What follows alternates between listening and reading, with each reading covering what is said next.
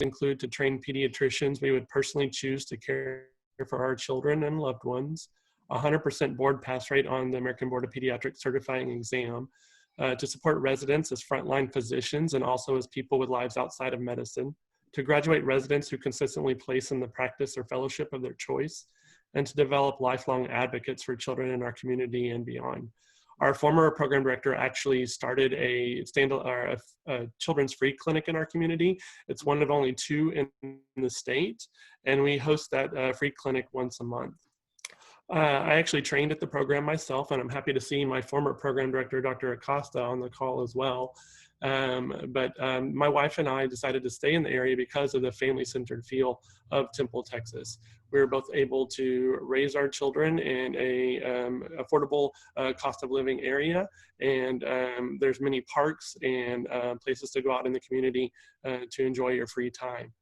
At the moment, I would like to turn it over to Priya Patel, who's one of our residents, to see if she would share with us her favorite aspect of our program.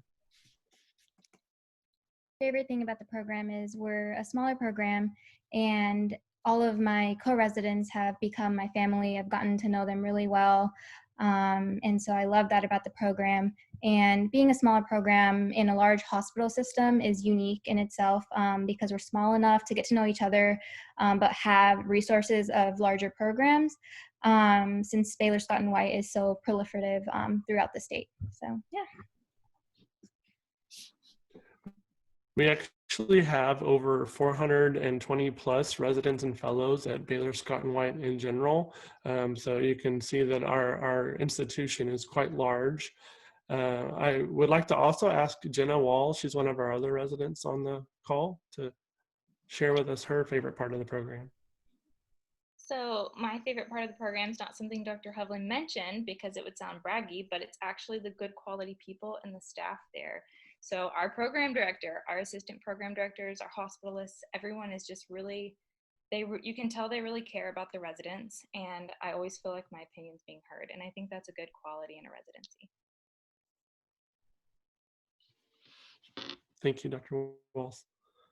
And then I was also going to ask Dr. Jatla, he's actually our vice department chair who joined the call tonight as well, if he would share a few words about his aspect of the program.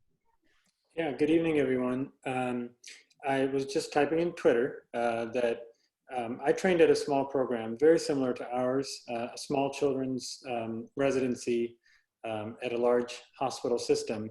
And I learned general pediatrics well. And then I got into a big fellowship where I did GI, and I thought that was really the best combination for me. Not having fellows around when I was a resident was very helpful to have one-on-one communication with attendings and specialists. So that's one of the things I want to come back to, and that's what I love about our program. All right, well, thank you so much for sharing. Remember to either write in the chat or write on Twitter if you have questions, and we'll make sure to get to them at the end. All right, and then our next program is my program. So I would love, and I'm very honored to introduce my amazing program director, Dr. Fielder.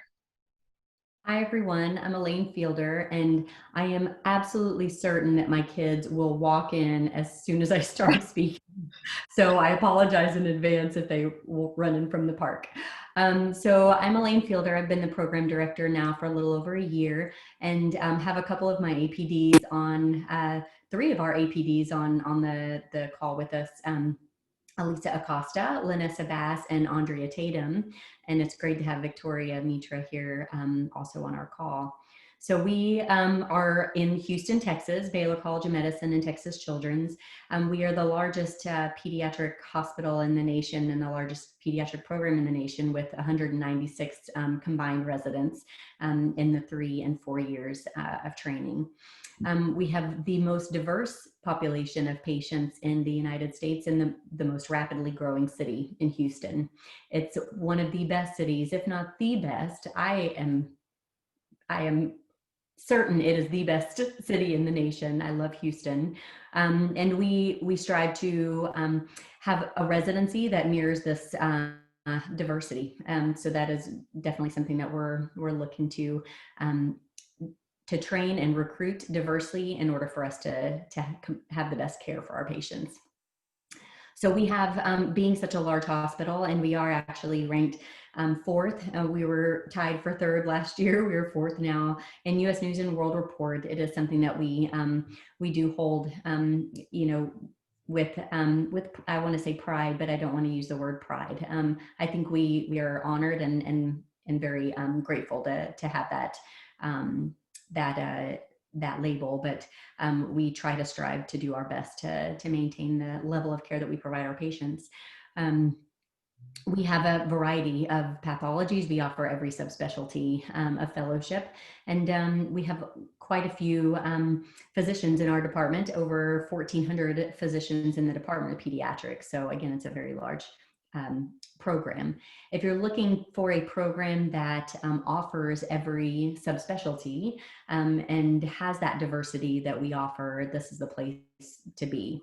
I would ask Victoria to see if she would like to talk about maybe the LEAD program, as we do offer several tracks of programs within the categorical pediatric program. Yeah, so, well, first about coming to Texas Children's in general, diversity is huge for me. I'm originally from Argentina and lived in Canada for a long time. So I wanted to train in a program where I would not only take care of a diverse patient population, but where the faculty and the residents really are like the patient population. You need to have diversity to best take care of your patients. One thing I love about our program is that we have a Spanish class. We do treat a large Spanish population, and this year we offer a Spanish class to residents that is taught by us. So me and some of my co-residents teach it. I think that's a really cool opportunity and just truly something that really allows you to serve your patients well. Specifically about the LEAD program, it's a specific advocacy and primary care program. It's a smaller program within this large hospital system. The big program in and of itself is a family, but the LEAD family, you have similar interests, and so you get to partner on projects and community advocacy projects, and then legislative work like policy briefs if that's something that interests you as well. But certainly feel free to find me on Twitter or email me. My email is victoria.mitre@bcm.edu if you have any specific questions, and I'm happy to answer them. All right, I'm gonna, Dr. Fielder, is there somebody else? No, I was just going to give a shout out to Hank Fair from Arkansas Children's, which is where I trained, and Chris Hovland. I am from Moody, Texas, so right down the road from Temple and Waco, so right in my neck of the woods. Awesome. Well, next program, Vanderbilt Pediatrics. Great. Well, I am Rebecca Swan, and I am the program director here, and I'm joined tonight by Whitney Browning, who is my associate program director that you guys met earlier, and my 3 chiefs are in an office together, Chris Daly, Ryan Wolf, and Nicole Drawbridge, who are manning Twitter for us tonight. So welcome. We are at Monroe Carroll Junior Children's Hospital. We are a large tertiary care hospital that provides broad training in general pediatrics as well as all the subspecialties. I would say for folks who don't recognize that Middle Tennessee is very diverse, so we take care of a very diverse population. We have a very large immigrant and refugee population, with the 2 most common languages after English being Spanish and Arabic. We also have the largest Kurdish one of the largest Kurdish populations in the country here. So our continuity clinic, for an example, is about 30% non-English speakers. And you have the opportunity here to actually have a Spanish language continuity clinic as your primary continuity clinic. We spend a lot of time thinking about individual learning. So although your exposure is broad across all subspecialties, there are a lot of opportunities, including our academic communities, which are individualized curriculum that our goal is to develop leaders in pediatrics where you have time to have collaborative clinical experiences with mentorship and scholarship around 5 different areas. So we have academic communities in physician scientists, in education, in QI, in global health, and in social medicine and advocacy. I don't know if any of the chiefs wanted to jump in about their experiences in those.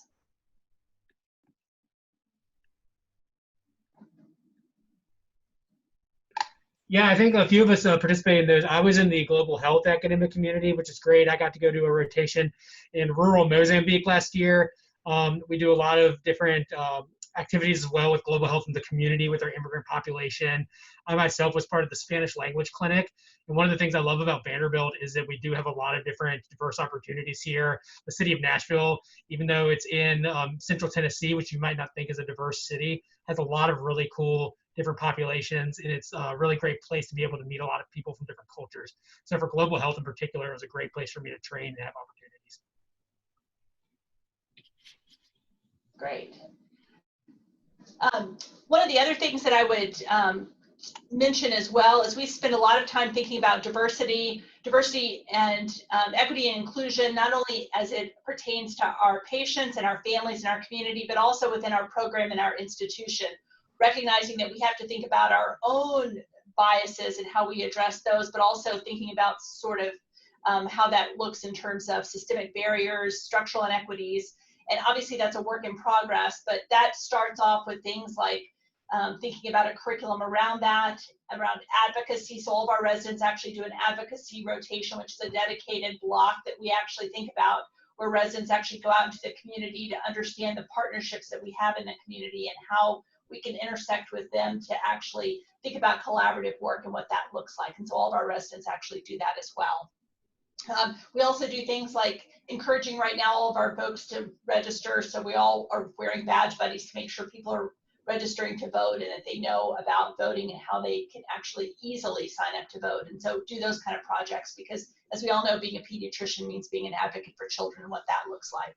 One of the other things that I'm particularly proud of is how involved our faculty are in mentoring our residents. So regardless of whether you want to be a general pediatrician in a small community somewhere or be a subspecialist devoting most of your career to research, we have a lot of support for that, and our residents actually have been very successful in terms of developing their projects and scholarly output.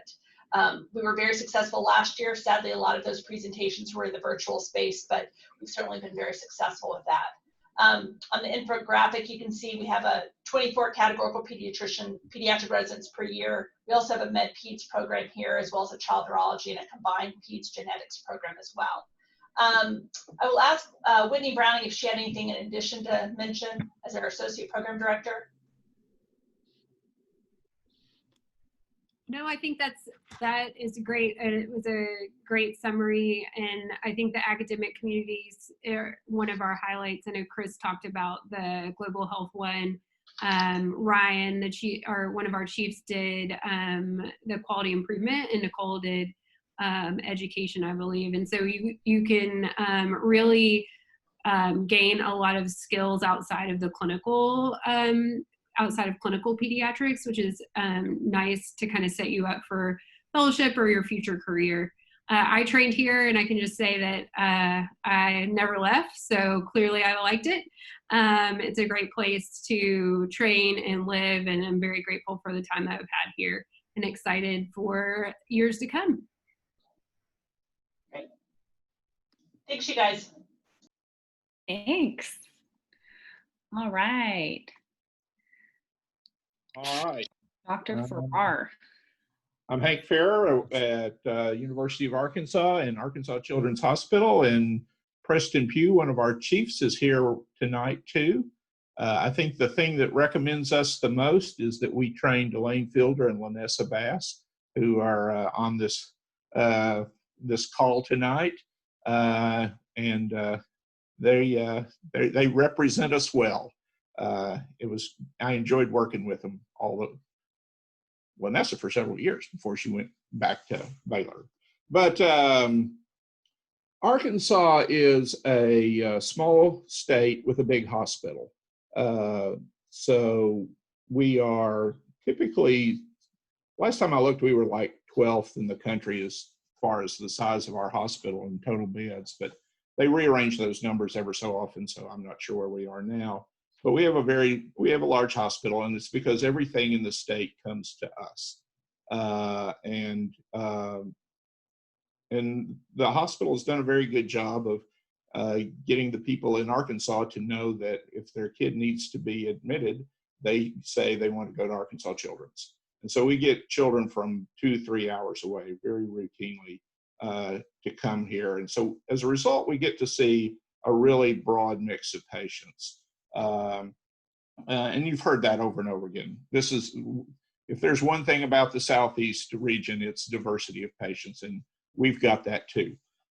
We actually have the largest Marshallese population outside of the Marshall Islands in Northwest Arkansas, among other oddities in our state. So, they bring their own unique, since they were radiated, their own bunch of immunodeficiencies. And so we've got, we get to see a lot of stuff. We get very routine stuff. Couple of our last morning reports included a kid with Langerhans histiocytosis and a kid with pseudo hypoparathyroidism. And so, you know, we just get a little bit of everything here. Little Rock is not a big town or big city. And a lot of people like it because if you like to do outdoor stuff, there's a lot to do around here. We've got lots of parks within easy driving distance. The Ozark Highland Trail is one of the top hiking, backpacking trails. We've got National Scenic River and the Buffalo River. And so there's a lot of different things you can do outside of Little Rock and get to fairly quickly. You'll spend most of your time at Arkansas Children's Hospital, which is a freestanding children's hospital. You'll spend 2 months of your internship at the University Hospital, which is where our nursery facilities are. And you know, we have a fair number of fellowships, but we are really a resident-run program. And as a resident, you will get to do, as an intern, you get first shot at all intubations in the nursery and things like that. So our residents come out with a lot of skills. I say we're training people to go into Arkansas knowing that most of them won't. About 40% go into general practice, about 20% do academic pediatrics, and about 40% do a fellowship, academic general pediatrics, and then about 40% do a fellowship. But we're training people to be very good general pediatricians in rural communities. And I'll see if Preston has anything else to add to all of that. Sure. So, I mean, I think what speaks to our program is really the people. The residents and the faculty are super supportive of our residents here, and our program is very resident driven. Like Dr. Farrer was saying, residents get first access to a lot of the procedures. We get a lot of autonomy on the wards teams and a lot of opportunities. We are a medium to large program, but we definitely still have a small town feel. Everyone gets to know each other. We're very supportive, and I think that's what makes our program really special. We definitely train our residents to be great general pediatricians, but we also have the opportunities to go and into any specialty and exposures that we want to, for sure. So I'm biased. I stayed around for an extra year. I'm a chief resident, so I obviously love the program, and Dr. Farrer is one of the best program directors out there. So, but if you have any other information, please reach out for me. So that's all I got. All right, thank you. All right, awesome. Thank you so much. We are moving on to the next program, Nicklaus Children's Hospital in Miami, Florida. Did I say that totally wrong? You sure did. I'm so much. sorry.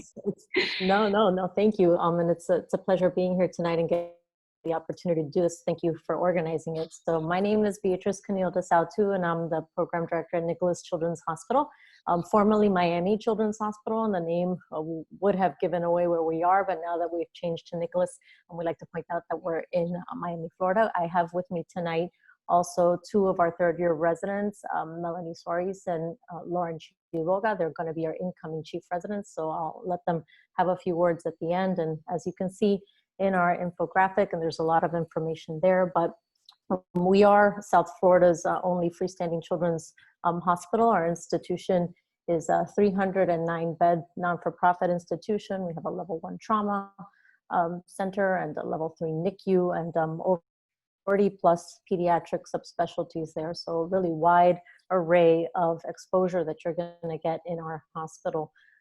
We have a very diverse patient population, as was mentioned in the Southeast region. Our reach is not just Southeast US, but also internationally, Caribbean, Central South America. So our patient population is very diverse, not just from the standpoint of culture and ethnicities, but also socioeconomic status. And we do serve a very large underserved patient population as well, as you can see there.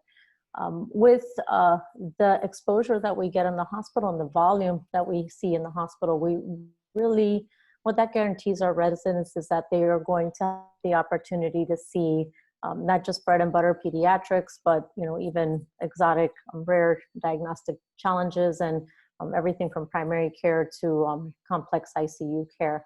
And we have our residents that go into all sorts of fields in pediatrics, but definitely our goal is to make them well-rounded and well-trained pediatricians. Our residency program is a medium to large size program. We're the largest in the state with 84 total residents and chiefs, so 28 per year. We have 18 fellowship programs and several that are listed there that are under the umbrella of pediatrics. And I think definitely the biggest highlight of our program is, as many people have said, the people, our faculty that are great mentors, very approachable and accessible. We have a diverse residency program, which I think is really great because it really mirrors the diversity that we have in Miami. It's a multicultural city. And for us, it was very important that we have that same kind of diversity as the patients that we serve. Miami is a terrific city. I grew up there and never left. I actually trained at Nicklaus Children's when it was Miami Children's Hospital. It's vibrant, warm weather, beaches, lots of outdoor activities, great food and culture and sports. I have to give a shout out to the Miami Heat, who are going to be playing in the NBA Finals tonight. So go Heat. And great entertainment as well. And as far as our program goes, the fact that everyone under the roof is pediatrics, and we are the big in the hospital, and there aren't other departments, so everyone under the roof is pediatrics. It's just we are a very close-knit and collaborative family, and the residents are all very tight, and we really promote teamwork, and I think they build friendships that are lifelong, life-lasting after their residency. You see there some of our curricular highlights. We have 3 different elective tracks to choose from, so we can build the best individualized curriculum depending on what your career focus needs are. Over 45 electives to choose from, lots of activities, well-rounded in didactics and research and QI and SimLab, and a lot of autonomy in our program as well. Our residents, I'm very proud of. I think they're the best part of our program. They boast strong board pass rates, excellent fellowship matches and job placements. They're very, very proactive in our program. We have multiple resident committees. They spearhead all of our wellness activities, and they really make the program what it is. So we would love to see some of you in this recruitment season, and I'm going to turn it over to Lauren and Melanie so they can say a few words as well. Thanks, Dr. Cuneo. So as Dr. Cuneo was talking about, my favorite thing about the program is that we truly do learn by volume, whether it's in the ICU, in the ED, or even in the clinic. Everywhere we go in the hospital, we see many different patients with a lot of diverse pathology. And another thing is just the balance that we're given between autonomy, practicing autonomy as residents and as senior residents, while also having an appropriate level of supervision and feeling like we can reach out to our attendings at any time.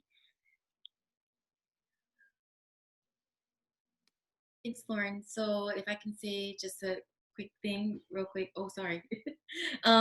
Also just highlighting on the diversity of our patients. Like, again, we're in Miami, so we are a real melting pot. We have patients that come from all over the world to come to get treatment at Nicklaus Children's. So it's been really great to get exposure to different types of pathologies. I do also want to highlight I think a really great aspect of our program is that we actually have a wellness committee who focuses, of course, on the wellness of our residents. And especially in these times of COVID, it's been really stressful for residents across the country. So it's really great having a program that really emphasizes that, and we're able to do a lot of different programs. We celebrated the first day of fall with a pumpkin themed day. We do painting classes as well. It's a really close-knit, tight residency program, and I feel really well looked after here. All right. For our last program of the night, we'll take it away, University of Florida. Hey guys, I'm Carrie Garrison. I'm actually one of the assistant program directors with the University of Florida Pediatrics here in Pensacola, Florida. We are an affiliate program, and we are associated with the Studer Family Children's Hospital. And we are so excited to be here. And I think the fact that some of us know a lot of people in this group and have trained in different areas proves that the Southeast and Texas region is quite strong. So thank you guys for considering that. Our program has been here in Pensacola for a long, long time, since the 1960s. It's a small but mighty program. That's kind of how I describe it. We have 9 residents per year, and it's a community-based program, but it has a strong academic affiliation. So we feel like that offers the best of both worlds. And while we have strong emphasis on general pediatrics and things like that, we also have lots of research and subspecialty opportunities as well. We are located in Pensacola, Florida. In the Panhandle, we are the Panhandle's only children's hospital. The cost of living is low. There's no traffic. You don't have to fight with anybody to get to work. I think that's definitely a perk. I mentioned our size, small but a large experience. So we have over 23 pediatric subspecialties. So I'd say for a city the size of Pensacola to have that many subspecialties is something that we're very grateful for. The residents here have a lot of autonomy from day one, and there are no fellows, so there is one-on-one relationships built from day one. Those close interactions amongst the faculty provide the residents with that autonomy and, of course, first dibs on procedures, so they all love that. As far as where we all go, or where they all go, it's about half and half. So about 50% of our resident graduates go into primary care or general pediatrics, and the other half go into fellowship training. Also a testament, I think, to that hybrid approach that we think we bring, sort of a community-based experience, but also an academic competitiveness, so that if you want to choose a fellowship, it really is up to the learner where they want to go. The main thing that I wanted to make a point of bragging on, if you will, is that we opened our brand new children's hospital in May of 2019, and we're really excited that we are finally all under one roof. And I think that is really important for trainees to have pediatric slants on everything, from the radiology department to the laboratory department. And you'll see in some smaller programs that they rely a lot on adult services. And we do have a strong affiliation with Sacred Heart Hospital, our adult colleagues, but we are a children's hospital. And so we have definitely all the resources that come with that. So really, really proud of that.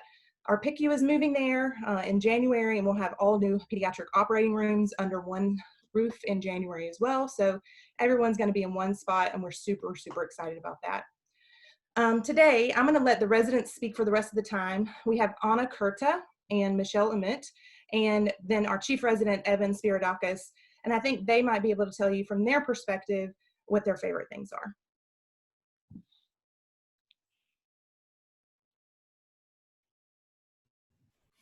All right, I'll go first. Everyone, I'm Michelle, a PGY2 at the University of Florida Pensacola program. And definitely one of my favorite things is the diversity, both in our residency group and also in our patient population. You don't really think about the Panhandle getting all these crazy cases, but we really do get the craziest of pathologies here. We also have residents from all over the world. It really brings a really awesome diverse experience, both culturally and just learning about what they get to know, et cetera. So it's a really awesome place. You learn a lot. You meet a lot of really cool people, and you really form a family. Yep. I completely agree with that. To piggyback on what Michelle said, I'm Anna Kurt. I'm one of the PGY3 residents at our program. And the thing I love most about this place is how close-knit we are. We're really one big family. We're always looking out for each other. We're always supporting one another. And I feel like we have a great support system here. We're constantly spending time with each other outside of work. That just shows you how much we love each other. I also feel like we have a great relationship amongst the attendings. Like Dr. Garrison mentioned earlier, we don't have any fellows here, so you really get great one-on-one teaching. You get first dibs on all the procedures. You get great procedural-based learning here, and you get to form great relationships with your mentors in the field of your choice. So I think that's a great plus to our program. And I just wanted to add, my fellow co-residents have already said it, but I want to emphasize our individualized curriculum. The 3 years that I spent here, I was able to build on my procedures on my next step, which is critical care. At the same time, I was able to stay scholarly productive and continue to do and produce publications, working closely with faculty at the Student Family Children's Hospital, as well as the University of Florida College of Medicine. So if you really want to serve the underserved and at the same time remain academic, you should really come to our program. All right. Thank you all so much for participating and for making those awesome infographics. I'm sure that they were super helpful. Let's move on to the Q&A. We don't have much time, so maybe 1 minute per question. We have exactly 5 questions. So Michelle, do you want to take it away with your question? Sure. So my question is, does your program offer equal opportunities when it comes to the application process for US IMG and IMGs? And if you look at our website, you'll see that we have residents from all over the world, kind of like what I mentioned as one of our really awesome advantages here. We treat everyone equally. There's no like, oh, my IMG co-residents don't get this and I get this. Same thing in the application process. We interview from all over, no matter where you're coming from. And that's one of the really big advantages to our really diverse residency program here. So no problem if you're an IMG or US IMG. And Michelle, do you mind reiterating what program you're coming from? Sorry, yes. I'm from the University of Florida, Pensacola Peds. Awesome. And then Chris, do you want to say your question? Yeah. So I'm Chris from Vanderbilt. So the question is, what mental health resources does your program provide for residents?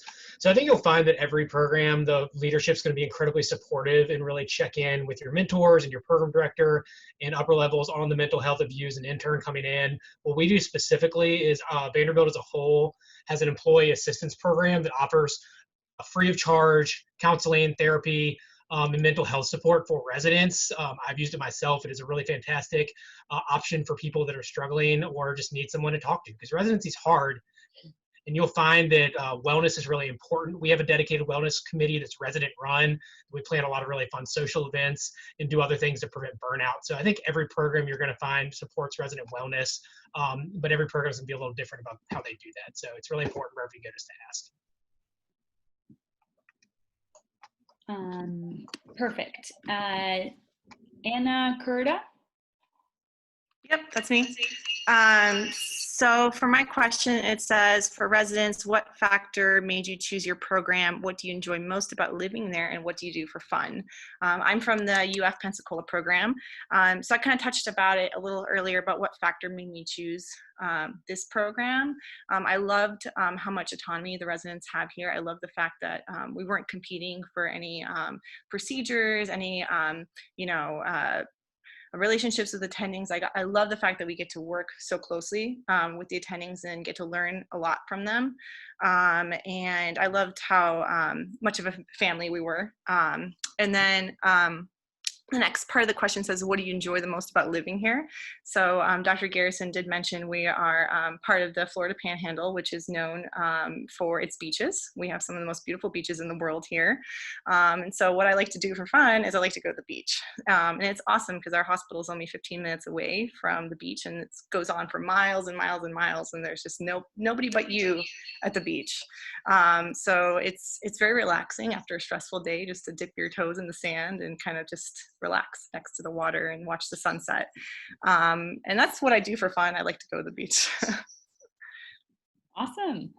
And then our question was asked, what resources does Baylor provide to support residents from minority communities? So at Texas Children's, we have a Diversity and Inclusion Council, which I'm lucky to be a part of. We were really focused not only on recruiting a diverse set of residents, but we want to promote inclusion, because that's what it's really about, creating a community for people from different backgrounds. And so that's what we're focusing on. We're developing mentorship programs. We have already a lot of like happy hours and have meetings to ensure that, you know, that we're providing research projects and mentorship and the things that really residents need to find who they want to be as physicians and pediatricians in the future. And last but not least, Ryan Wolf. Oh, and I'm at Baylor Pediatrics, I think I mentioned. Ryan Wolf. Hi, I'm Ryan. I'm from Vanderbilt. The question was, in what ways does your program solicit and respond to resident feedback? And for all you fourth years, I think that this is a very important question to ask to residents that you run into on the interview trail. You want to make sure that you go to a program that has a two-way street with feedback, that is, that resident feedback is heard as well as attending and leadership feedback. Here at Vanderbilt, we have a resident advisory committee with resident representatives elected from each class, and they come and meet with us monthly. We present structural changes and ideas to them, and they present ideas to us. So a couple of the things that we've been able to provide for the residents after they brought up are things like charging stations for phones. Dr. Swan kindly provided a water fountain with a fillable water bottle feature. And then they also proposed some structural changes to our night curriculum and structure that we responded to and changed after hearing their feedback. So definitely look for that as you're looking into programs to have that two-way street with residents. All right. Well, thank you all so much for your participation. I hope we helped answer some of your questions. Stick around for the resident happy hour. Don't go just yet. But just wanted to say thank you to all the program directors for taking the time. We know it's a Friday night, but I know it makes a huge difference to get a little glimpse into each program. So thank you so much for your time.